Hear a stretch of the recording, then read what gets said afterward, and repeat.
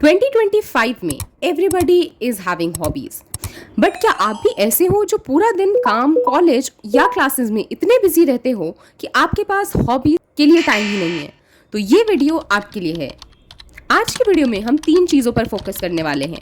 First, what's the reason कि आप hobby practice नहीं कर पा रहे but someone else out there is doing it.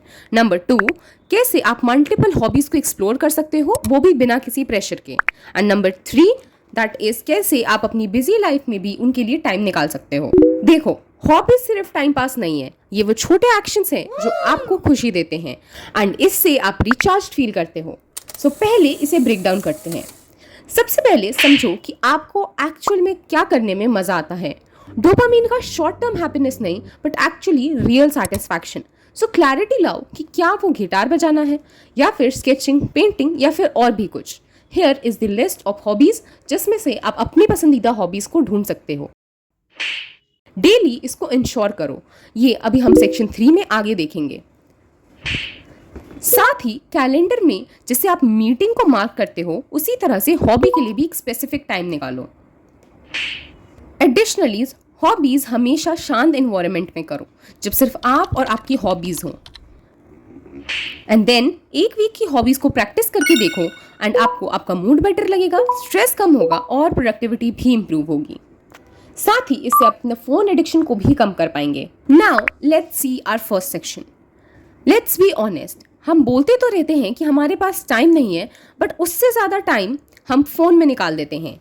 Example, बैठते तो है पेंटिंग करने बट इंस्टाग्राम स्क्रॉल करना शुरू कर देते हैं और फिर से एक डोपामीन लूप में फंस जाते हैं। वही नोटिफिकेशन, डिस्ट्रैक्शन, स्क्रॉलिंग लूप।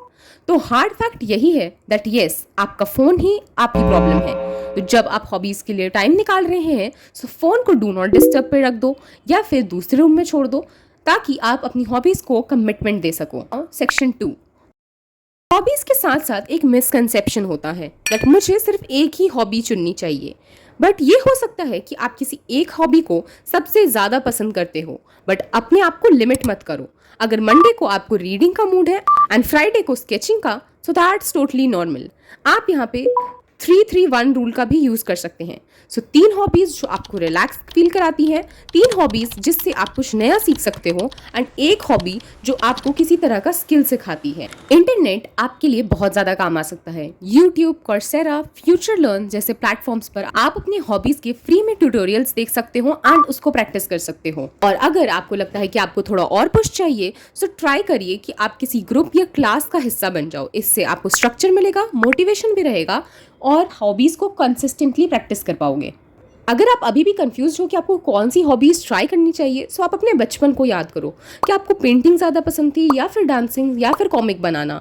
अक्सर जो हम बचपन में एंजॉय करते थे वही हमारी असली इंटरेस्ट होते हैं। और हाँ, प्रेशर लेने की ज़रूरत नहीं है। स्टार्ट स्मॉल, 2 से 3 चीज़ों को ट्राई करके देखो, देखते जाओ and you will soon realise कि आपके लिए क्या क्लिक करता है। सेक्शन 3, देखो, सबसे बड़ा चैलेंज होता है कि हम अपने बिजी रूटीन में टाइम ही नहीं बना पाते एंड यही हमारे लिए सबसे बड़ा एक्सक्यूज भी बन जाता है कि टाइम नहीं है। बट सच में टाइम होता है, बट हम उसे कहीं और दे रहे हैं। आप अपने टाइम लीक्स को आइडेंटिफाई करो। कितना टाइम आप व्हाट्सएप, इंस्टाग्राम, यूट्यूब शॉर्ट्स पर दे रहे हो, आप उसे ट्रैक करो। स्क्रीन टाइम देख लो। इसे आइडेंटिफाई करने के बाद आपको मोर और लेस पता चल जाएगा कि आप अपना टाइम एक्चुअली काफ़ी ज़्यादा वेस्ट करते हो।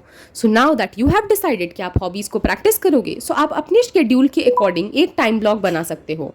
अगर अभी आप हॉबीज़ के लिए बहुत ज़्यादा नए हो तो आप इसे सिर्फ और सिर्फ वीकेंड्स पे रख सकते हो या फिर थ्राइस अ वीक प्रैक्टिस कर सकते हो। या अगर आप इसको डेली करना चाहते हो, सो आप इसको डेली 20 to 30 मिनट्स का टाइम दे सकते हो। आपको रिजल्ट्स इंस्टेंटली तो नहीं मिलेंगे because progress is slow and study, but आपको गिव अप नहीं करना है। अगर कुछ अटेम्प्ट्स बोरिंग लगते हैं या डिफिकल्ट लगे, कीप गोइंग। हमारे लिए सबसे इम्पॉर्टेंट ये बात है कि हम इस प्रोसेस में इंजॉय कर पाएं, क्योंकि हॉबी एज अ प्रेशर नहीं बल्कि एज अ स्ट्रेस बस्टर बन के हमारे लिए काम करती है। एंड अगर आप हॉबीज़ को और ज़्यादा इफेक्टिव बनाना चाहते हो, सो हॉबी को पेयर करो अपनी एक रूटीन हैबिट्स के साथ। फॉर एग्जाम्पल, ब्रेकफास्ट के बाद मैं 15 मिनट्स रीडिंग करूँगी या ऑफिस से आने के बाद मैं 15 मिनट्स स्केचिंग के लिए टाइम दूंगा। इससे आप एक रिचुअल बना लेते हो एंड फिर वो आपकी हैबिट बन जाती है। सो हॉबी का मतलब सिर्फ फन नहीं है, ये एक रिमाइंडर है कि आप सिर्फ और सिर्फ काम के लिए नहीं बने हो। आप अपनी ज़िंदगी को एंजॉय भी कर रहे हो। सो आज से एक छोटी प्रैक्टिस स्टार्ट करो। कोई सी भी एक हॉबी उठाओ, उसके लिए थोड़ा सा टाइम निकालो, वो भी बिना डिस्ट्रैक्शन के। Subscribe the channel for more such inspiring content.